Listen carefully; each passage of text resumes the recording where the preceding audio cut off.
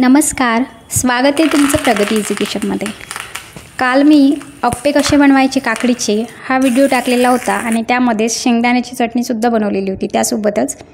तर मग काल अप्पेचा व्हिडिओ टाकला आणि आजची रेसिपी आहे शेंगदाण्याची चटणी कशी बनवायची। अगदी सोपी पद्धत आहे। व्हिडिओला सुरुवात करूया। तर इथे मी 1 वाटी शेंगदाणे घेतलेले आहेत आणि हे आपल्याला तव्यावर किंवा कढईमध्ये सुद्धा तुम्ही भाजू शकता। तर साधारण 3 ते 4 मिनिट हे शेंगदाणे आपल्याला भाजून घ्यायचे आहेत। तर थोडी या शेंगदाण्याची साल काढून बघायची, तर बघू शकता या पद्धतीने म्हणजे शेंगदाणे भाजून झालेले आहेत। आणि हे शेंगदाणे जे आहेत थंड होऊ द्यायचे आणि याचे साल जे आहेत पूर्ण काढून घ्यायचे।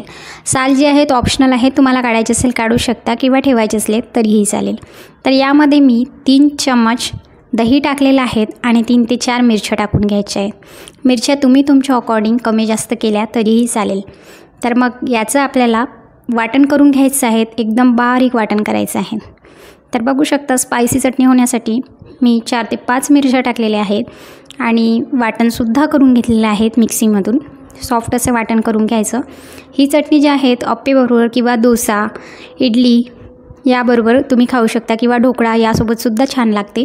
तर पॅनमध्ये मी तेल गरम केलेलं आणि त्यामध्ये 1 चम्मच जिरं आणि 1 चम्मच मोहरी टाकलेली आणि कढीपत्तासुद्धा टाकलेला।